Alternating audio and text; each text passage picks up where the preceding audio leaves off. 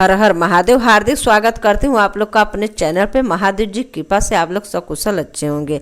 Guys आज मैं सुनाने जा रही हूँ शिव जी की बाणी से सुनाने वाली सोमवार और मंगलवार, बुधवार, बृहस्पतिवार तक का मैं महिमा बताऊंगी।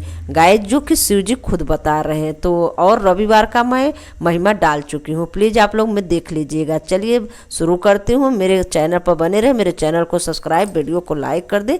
चलिए शिव जी का बाणी सुनिए आप लोग। सनत कुमार ने भगवान शंकर से कहा, हे महादेव, मैंने सब सुखों को देने वाले महात्मा को महिमा को सुना।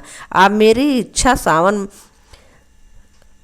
मैंने सब सुखों को देने वाले महिमा को सुना। आप मेरी इच्छा सावन महीने के सोमवार की महिमा सुनाने की इच्छा करें। कृपया मेरी जिज्ञासा शांत करें। भगवान शंकर ने ब्रह्मा पुत्र सनत कुमार से कहा, हे सनत कुमार, रविवार मेरी आँख है, रवि मेरी आँख है, उसका महिमा भी श्रेष्ठ है। क्या मैं पार्वती सहित सोम महिमा का वर्णन कर पाऊंगा? मुझसे सोम महिमा का वर्णन हो सकेगा, उसे मैं तुम्हें बताने का प्रयत्न करता हूँ। चंद्रमा का दूसरा नाम सोम है। सोम ब्राह्मणों के राजा हैं। यज्ञ साधन को सोमलता का नाम है। अब तुम ध्यान पूर्वक इन नामों के कारण को सुनो। सोमवार मेरा स्वरूप है। 12 महीने में सोमवार का व्रत करना उत्तम है। यदि वर्ष के सब सोमवार के करने में व्रत समर्थ हो तो सावन मास के सोमवारों का व्रत करना चाहिए। श्रावण मास के सोमवारों का व्रत करने से वर्ष भर का सोमवारों का व्रत का फल मिल जाता है। श्रावण मास के सब सोमवारों का व्रत करने का संकल्प करके प्रति सोमवार को शाम को भगवान सदा शिव महादेव का अर्चन करें, षोडशोपचार से पूजन करें और एकाग्र मन से कथा सुने। मैं तुम्हें सोमवार व्रत की विधि बताता हूँ, ध्यान लगाकर सुनो। श्रावण मास के पहले सोमवार के दिन भली भात स्नान कर श्वेत वस्त्र धारण करे, श्वेत वस्त्र धारण करे और क्रोध, अहंकार, देश, चुंगली आदि को त्याग देना चाहिए। मालती, मालिका आदि के पुष्पों से तथा अन्य पुष्पों से अभिष्ट उपचारों से मूल मंत्र ओम नमः शिवाय या त्रयंबकम वाली मंत्र से पूजा करनी चाहिए। हाथ जोड़कर भोलेनाथ का ध्यान करना चाहिए। उग्रनाथ भव शीश मौली का ध्यान करना चाहिए। देवेश का मनोहर उपचारों से अर्चन करें। इस व्रत के पुण्य फलों से तुम्हें बताता हूँ। सोमवार के दिन जो भक्त पार्वती सहित मेरी पूजा अर्चना करते हैं वो पूर्णावृत से रहित दुर्लभ लोक प्राप्त कर लेते हैं। इस महीने के नक्त वर्ष का पुण्य को संक्षेप मात्र से कहता हूँ। देव तथा दानवों से 7 जन्म के अभेद पाप नक्त भोजन से नष्ट हो जाते हैं। इस उत्तम व्रत को उपवास रखना करना चाहिए। इस व्रत के करने से पुत्र एवं धन दोनों की प्राप्ति होती है। वह व्यक्ति इस लोक को सभी भोगों को भोग का उत्तम विमान द्वारा शिवलोक को जाता है, वहाँ सब का पूजनीय बन जाता है। इस संसार को असार जानकर तन मन धन से चलायमान जानकर व्रतों का उद्यापन करना चाहिए। धन का लोभ और मन के मोह को त्याग कर अपनी शक्ति के अनुसार भगवान शिव पार्वती के वृषभ पर स्थित स्वर्ण की प्रतिमा बनानी चाहिए। सुंदर लिंगता भ्रंद्र मंडल बनाकर उस पर घट स्थापना करें। 2 सफ़ेद वस्त्र से ढके घड़े के ऊपर तांबे का कांसे का पात्र रखकर उसके ऊपर स्वर्ण निर्मित शिव पार्वती की प्रतिमा रखें। श्रुति स्मृति तथा पौराणिक मंत्रों द्वारा शिव जी की पूजा करें। पुष्पों का मंडल बनाकर उसके ऊपर एक रमणीक चंदोवा बांधे रात्रि जागरण करें। अपने गृह सूत्र विधान द्वारा बुद्धिमान को अग्नि की स्थापना करनी चाहिए। सौरभनासन आदि का 10 नामों से हवन करना चाहिए। पलाश की लकड़ियों से 108 आहुतियाँ देनी चाहिए। घी, तिल तथा बेलपत्र आदि द्वारा ओम नमः शिवाय मंत्र से हवन करना चाहिए। इसके बाद आचार का पूजन अर्चन कर दक्षिणा में गोदान देनी चाहिए। 11 ब्राह्मणों को भोजन कराकर उनको कांसे के घड़े देने चाहिए। देवता पर चढ़ी सामग्री आचार को दे और प्रार्थना करें कि मेरा व्रत पूर्ण हो। इस व्रत से भगवान शिव प्रसन्न हैं हो। आदर पूर्वक हाथ जोड़कर पहले ब्राह्मणों को फिर आचार्य को विदा करे। इसके बाद बंधुओं सहित भोजन करे। जो विधि विधान इस व्रत को करता है उसकी सारी इच्छाएं पूरी होती है। अंत में उत्तम विमान में बैठकर शिवलोक को जाता है, जहां उसे आदर सम्मान प्राप्त होता है। सबसे पहले सोमवार व्रत को भगवान वासुदेव ने किया था। सोमवार व्रत का महिमा नियम को जो प्राणी सुनेगा वह भी इस व्रत को फल का भागी होगा। उमापति महादेव की जय। अब मंगलवार व्रत के नियम महिमा बताती हूँ। भगवान शंकर ने सनत कुमार से कहा, अब मैं तुम्हें मंगलवार व्रत का महिमा नियम बताता हूँ, सुनाता हूँ और ध्यान पूर्वक सुनो। इस व्रत को मंगला गौरी भी व्रत कहते हैं। इसके करने से वैध के भोग का नाश होता है। विवाह के पश्चात 5 वर्ष तक इस व्रत को करना चाहिए। विवाह के पश्चात पहले सावन शुक्ल पक्ष के पहले मंगलवार को इस व्रत को आरंभ करना चाहिए। पुष्प मंडप का निर्माण कर उसे केले के स्तंभों में शोभित करना चाहिए। ये उसे अनेक प्रकार के फलों तथा रेशमी कपड़ों से विभूषित करें। मंडप में देवी की सोने की प्रतिमा अथवा किसी अन्य धातु की प्रतिमा बनवाकर स्थापित करनी चाहिए।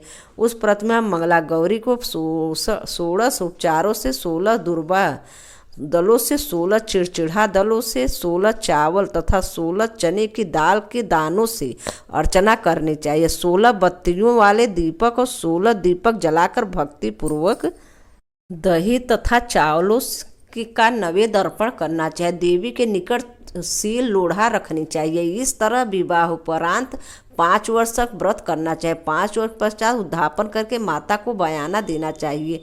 अब मैं तुम्हें बयाने के बारे में बताता हूँ। मंगला गौरी एक पल सोने की प्रतिमा अपनी सामर्थ्य के अनुसार सोने की प्रतिमा बनवाए। अपनी सामर्थ्य के अनुसार सोने अथवा चांदी आदि से निर्मित घड़े को चावल से भरे। उसके ऊपर पहनने से के वस्त्र, साड़ी, ब्लाउज आदि रखे। उसके ऊपर मंगला गौरी की प्रतिमा रखे। देवी के समीप सील लोढ़ा रखे। सील लोढ़ा सोने का या चांदी का होना चाहिए। इस प्रकार माता के लिए बयाना देनी चाहिए। इसके बाद 16 सुहागिन ब्राह्मणियों को भोजन कराना चाहिए। इस प्रकार व्रत करने से मात्र 7 जन्म तक सौभाग्य अटल रहता है।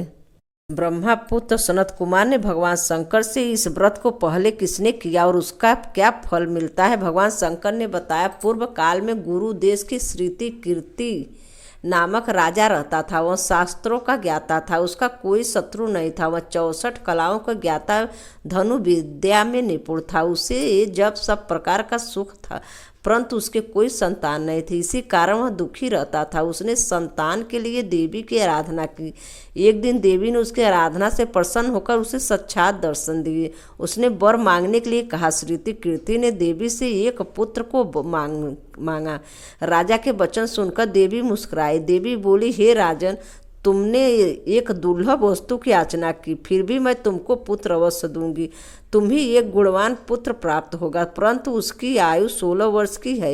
हाँ, यदि एक सुंदर विद्याहीन पुत्र चाहिए तो बहुत समय तक जीवित रहेगा।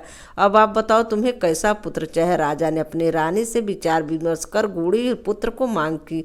देवी ने कहा, हे राजा, मेरे मंदिर के मुख्य द्वार पर आम का जो पेड़ है उसका एक आम तोड़कर ले आओ और उससे रानी को खिला दो, तुम्हारी इच्छा पूर्ण होगी। राजा ने देवी की आज्ञा अनुसार रानी को आम्रफल लाकर खिला दिया। 10वें महीने में रानी को एक सुंदर पुत्र पैदा हुआ। हर्ष शोक से संपन्न राजा ने राजकुमार का जातकर्म आदि संस्कार कर दिया। राजा ने राजकुमार का नाम चिरायु रखा। राजकुमार चांद की तरह बढ़ने लगा। अब वह 15 साल एक गूढ़ी और संपन्न और सुंदर बालक हो गया। राजकुमार का 16वां साल शुरू हुआ। राजा रानी को चिंता होने लगी। राजा ने सोचा, यह पुत्र बड़े ही कष्टों से प्राप्त हुआ, अब मैं इसकी मृत्यु अपने आंखों से सामने कैसे देखूंगा। यह सोचकर राजा ने राजकुमार चिरायु को उसके मामा के साथ काशी भेजने का निश्चय कर लिया। रानी ने अपने भाई को कहा, तुम कार्पटिक का भेष धारण कर राजकुमार के चिरायु को काशी ले जाओ। मैंने इसके जन्म से पूर्व भगवान मृत्युंजय से प्रार्थना की थी कि यह विश्वदेव पुत्र की प्राप्ति पर जगतपति की यात्रा के लिए भेजूंगा, इसलिए तुम इसे काशी ले जाओ। इसकी रक्षा का भार अब तुम्हारे कंधे पर है। अपनी बहन की आज्ञा मानकर वो राजकुमार चिरायु को काशी ले गया। कई दिन तक यात्रा के बाद आनंद नगर में पहुंचे। आनंद नगर में राजा का नाम वीरसेन था। राजा स्वर्गुण संपन्न रूप लावण्य वाली मंगला गौरी नाम की राजकुमारी थी। उस समय वह राजकुमारी सखियों सहित बगीचे में खेल रही थी। उसी समय वह चिरायु उसका मामा वहां पहुंचे। वे दोनों बालिकाओं को क्रीड़ा देखने के लिए रुक गए। राजकुमारी सहेलियों में से एक सहेली ने क्रोध भर कर राजकुमार चिरायु को रंडा कहा। राजकुमारी ने अपनी सहेली से कहा, हे सखी, तुम दुर्वचन क्यों बोल रही हो? मेरे साथ अयोग्य वाणी बोलने वाली कोई भी नहीं है। देखो, मंगला गौरी के प्रसाद और मंगला गौरी के व्रत के प्रभाव से मेरे हाथ से जिसके माथे का चावल गिर जाए उसके साथ मेरा विवाह हो जाने पर यदि वह अल्पायु वाला है तो भी चिरायु हो जाएगा। इसके बाद सब बालिकाएं अपने अपने घरों को लौट गई। राजकुमारी भी राजमहल में चली गई। उस दिन राजकुमारी मंगला गौरी का विवाह बालिहक देश के राजा दृढ़ धर्मों के पुत्र सकेतु के साथ होने वाला था, परंतु सकेतु मूर्ख, कुरूप और बहरा था। इस बात का पता राजा वीरसेन को नहीं था। अतः वर पक्ष वाले ने विवाह मंडप में एक अन्य अच्छा वर ले जाने का निश्चय किया। विवाह परंतु प्रस्तुत वर को भगा दिया जाएगा। इस प्रकार सकेतु राजकुमारी को अपने देश में ले जाएगा। ऐसा विचार कर वरपक्ष कुछ आदमी चिरायु के मामा के पास आकर बोले, यह बालक तो तुम हमें दे दो, इसके द्वारा हमारा काम सिद्ध होने वाला इस पृथ्वी पर परोपकार से बढ़कर कोई दूसरा काम नहीं है। उन आदमियों की बात सुनकर राजकुमार चिरायु का मामा राजी हो गया, क्योंकि वह बगीचे मंगला गौरी की बात सुन चुका था। वह उन आदमियों से बोला, आप लोग इस लड़कियों को क्यों चाहते हैं? विवाह के लिए वस्त्र गहने तो मांगे जा सकते हैं, लेकिन वर को थोड़े ही मांगा जाता है। फिर भी आपकी बात रखते हुए लड़का आपके साथ भेज रहा हूँ। वह वर पक्ष लोग राजकुमार चिरायु को विवाह मंडप में ले गए और विवाह काल संपन्न हो गया। विवाह के बाद रात में जब राजकुमार चिरायु मंगला गौरी के साथ सोया तो उसी समय उसका 16वां वर्ष समाप्त हो रहा था।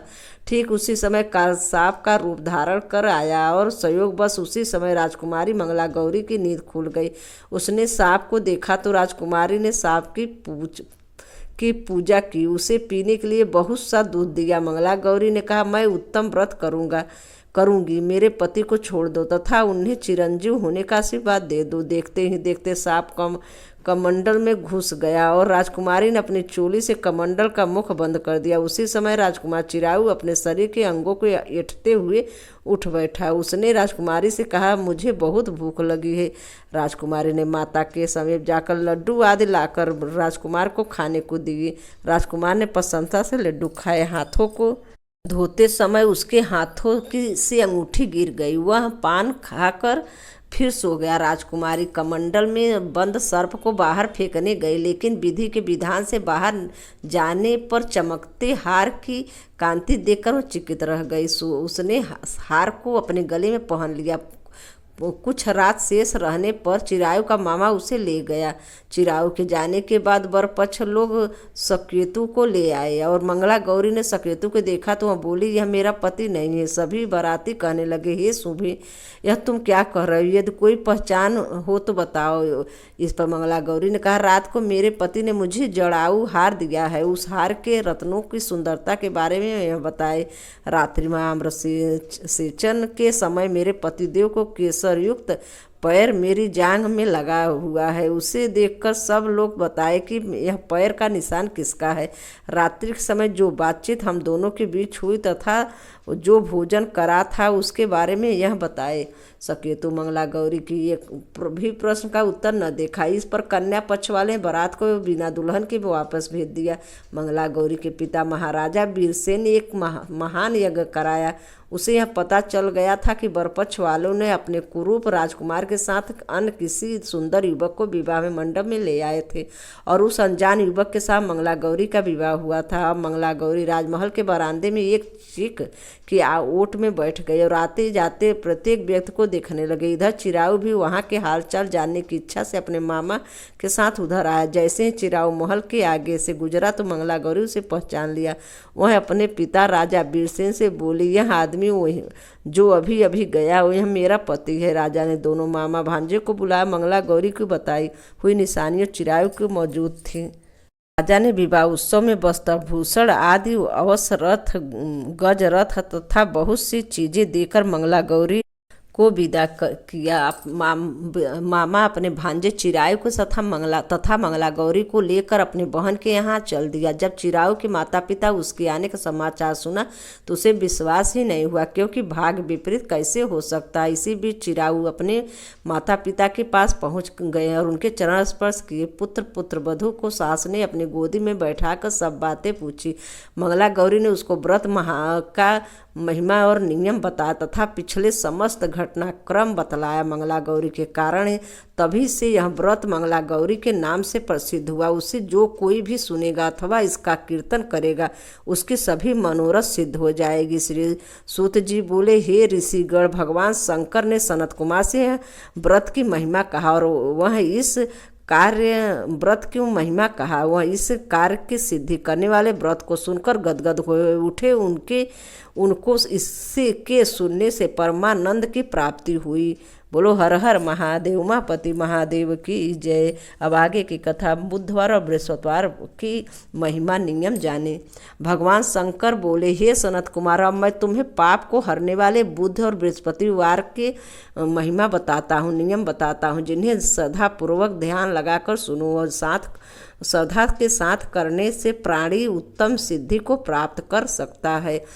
ब्रह्मा जी ने चंद्रमा को ब्राह्मणों के राज्य शासन पर अभिषिक्त किया था। किसी समय चंद्रमा की दृष्टि बृहस्पति की पत्नी तारा पर पड़ी। तारा रमणीय रूपलावड़ संपन्न स्त्री थी। चंद्रमा उसके रूपलावड़ पर मोहित हो काम के वश में हो गए। चंद्रमा ने देवताओं की गुरु पत्नी की जबरदस्ती अपने घर में रख लिया। चंद्रमा ने देवताओं की गुरु पत्नी को जबरदस्ती अपने घर में रख लिया। कुछ काल पश्चात उसने एक पुत्र पैदा हुआ। पुत्र का नाम बुध रखा गया। बुध विद्वान, रूपवान तथा स्वरगुण संपन्न था। देवगुरु बृहस्पति अपनी पत्नी को खोजते हुए चंद्रमा के निवास पर पहुंचे। वहां उन्होंने अपनी पत्नी तारा को देखा। बृहस्पति चंद्रमा से बोले, तुमने गुरु पत्नी के साथ गमन किया है, इस पाप से तुम कैसे बचोगे? इस महापाप की ओर तुम्हारी बुद्धि कैसे प्रवृत्ति हो गई? अब तुम चुपचाप मेरी पत्नी को मुझे लौटा दो। तुम इस पाप से बचने के लिए प्रायश्चित करो। यदि तुम ऐसा नहीं करते हो तो मैं तुम्हारी शिकायत इंद्र से करूँगा। बृहस्पति के कहने पर चंद्रमा उनकी पत्नी को लौटाने को तैयार नहीं हुआ। वे देवगुरु ने राजा इंद्रसेन से चंद्रमा की शिकायत कर दी और इसने मेरी पत्नी का अपहरण कर लिया है। हे इंद्र, आप देवराज हैं। आप चंद्रमा से कहकर मेरी पत्नी मुझे वापस दिलवाए। ऐसा न करने पर चंद्रमा ने उसे पाप किया है। आप पाप किया है वह आपको लगेगा, क्योंकि राज्य का पाप शास्त्र के अनुसार राजा को ही भोगना पड़ता है। देवराज इंद्र ने चंद्रमा को बुलाया और उससे आज्ञा दी कि तुम गुरु बृहस्पति की पत्नी तारा को लौटा दो। किसी दूसरे की पत्नी के साथ गमन करने का पाप माना जाता है तथा गुरु पत्नी के साथ गमन करना महापाप है। देवराज इंद्र का आदेश पाकर चंद्रमा गुरु पत्नी तारा को बृहस्पति को लौटाने को तैयार हो गया, परंतु तारा से उत्पन्न अपना पुत्र वापिस नहीं करूँगा।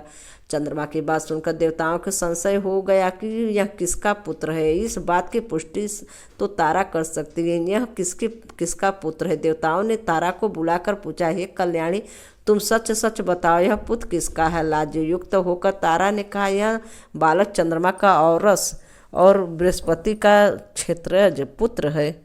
अब जिसका ठीक समझे उसे इस बालक को सौंप दीजिए। तारा की बात सुनकर बालक बुध को चंद्रमा को सौंप दिया। इससे गुरु बृहस्पति खिन्न हो गए। उन्हें खिन्न देखकर देवों ने दोनों को वर दिया। चंद्रमा ने कहा, यह तुम्हारा पुत्र है, अब तुम घर जाओ। चंद्रमा तथा बृहस्पति पुत्र बुध ग्रह होगा। यह आश्चर्य और शुभ वर को ग्रहण करो। जो प्राणी दोनों का मिलकर एक साथ व्रत करेंगे उसे सब सिद्धियां की प्राप्ति होगी। भगवान शिव के प्रिय मास श्रावण में जो लोग बुध और गुरुवार के दिन अर्चना करेंगे उनके खजाना भरे रहेंगे तथा उनका क्षय नहीं होगा। नैवेद्य दही भात से दोनों मूर्तियों को लिखनी चाहिए। जो दोनों मूर्तियों को झूले पर रखकर अर्चन करता है और दीर्घायु तथा संपूर्ण गुणों से युक्त पुत्र प्राप्त करता है। पाकशाला में लिखकर अर्चना करने से पाक वृद्धि और देवगार से लिखकर अर्चना करने से देव की दया होती। सोने की प्रतिमा का निर्माण कर विधि पूर्वक सोने की प्रतिमा का निर्माण कर विधि पूर्वक अर्चन करे, शोषण उपचार द्वारा अर्चना का कर हवन करे, तिल घी तथा घी प्रज्वलित अग्नि में देनी चाहिए, चिचिड़ा तथा पीपल के समुदायों से हवन करके पूर्णाहुति डालनी चाहिए। इसके बाद मामा भांजे को भोजन कराकर अन्य ब्राह्मणों को भोजन करा करना चाहिए। ब्राह्मणों को दक्षिणा देकर उन्हें हाथ जोड़कर विदा करने के बाद स्वयं भोजन करना चाहिए। इस प्रकार 7 वर्ष तक इस व्रत करने वाले प्राणी इच्छाओं को प्राप्त कर लेते हैं। जो विद्या कामना करता है उसे विद्या की प्राप्ति होती है, उसे वह वेदों और शास्त्रों का मर्म जान लेता है, उसे बुद्ध ज्ञान और गुरु बृहस्पति गुरुता प्रदान करते हैं। सनत कुमार ने भगवान शंकर से पूछा, आपने पहले मामा तथा भांजे का भोजन कराने का विधान बताया, इसका कारण क्या है? भगवान शंकर ने कहा, हे सनत कुमार, पहले समय में मामा और भांजा दोनों दरिद्र थे। एक दिन दोनों भोजन के लिए घूमते घूमते एक सुंदर नगर में पहुंच गए। उन्होंने वहां प्रत्येक मकान में श्रावण के महीने में प्रत्येक बार का व्रत करते लोगों का देखा, परंतु बुध और बृहस्पति का व्रत करते कहीं नहीं देखा। दोनों मामा भांजे ने बहुत समय तक आपस में विचार किया कि सब जगह सूर्य और अन्य बारों का व्रत तो हो रहा है, परंतु बुद्ध और गुरु का व्रत देखने को तो नहीं मिला।